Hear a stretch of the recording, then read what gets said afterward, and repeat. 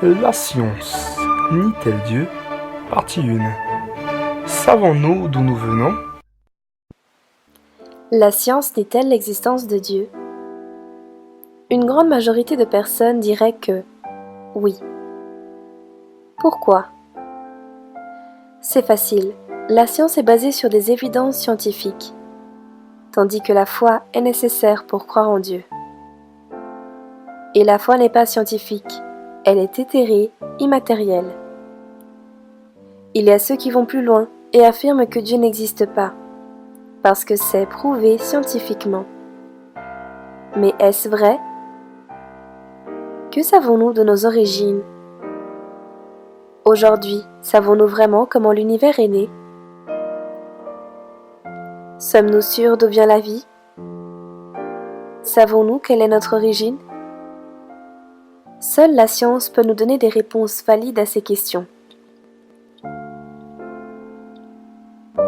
Mais contrairement à ce que l'on pense, ce n'est pas si facile à découvrir. Il y a beaucoup de rumeurs, opinions mélangées avec la science, idéologies vendues comme science, beaucoup de confusion. Il existe des études qui montrent qu'il y a beaucoup de mauvaises sciences et que la plupart des 3 millions d'études scientifiques publiées annuellement dans le monde manquent de pertinence scientifique. Malgré cela, au milieu de tout ce bruit, il est possible de savoir quelle est la réponse qui donne la science à cette question transcendante. À quoi ou à qui devons-nous notre existence? Si nous prenons notre vie au sérieux, il est essentiel d'avoir une réponse à cette question. D'où venons-nous? Celui qui ne sait pas d'où il vient ne sait pas où il va. Celui qui perd ses origines perd son identité.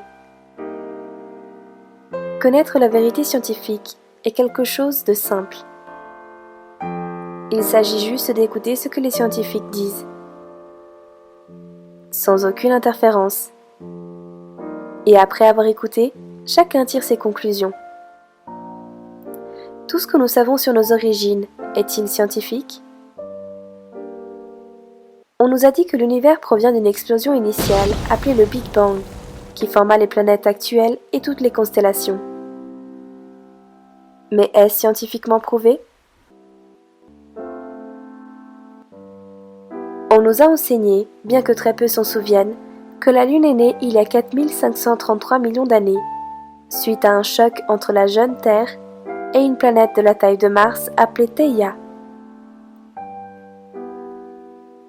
Cette planète, en entrant violemment en collision avec la Terre, a arraché des morceaux qui se sont éparpillés et ont fini par former la Lune, pendant le temps qui s'écoule entre 1 et 100 ans après l'impact. Cette théorie est connue sous le nom de l'hypothèse du grand impact. Certains artistes ont essayé de le reproduire. Une autre version de Wikipédia. Une autre œuvre d'art du prestigieux magazine Nature. Mais est-il raisonnable de penser que la Lune, avec toute sa beauté et sa perfection sphérique, avec ses cycles complexes, peut provenir d'un grand impact accidentel? La Lune est à la distance exacte de la Terre pour engendrer les courants maritimes des océans, former les marées et beaucoup d'autres interactions vitales. Avez-vous déjà vu une éclipse solaire totale? Le 21 août 2017, une spectaculaire éclipse solaire totale a pu être filmée depuis le sol. Regardez-le en temps réel. This is insane right now. Oh, this is just unbelievable.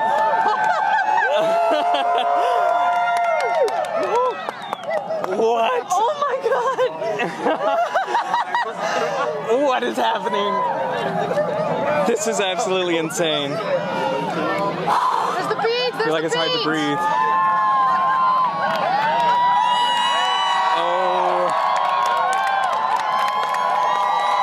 Oh my god.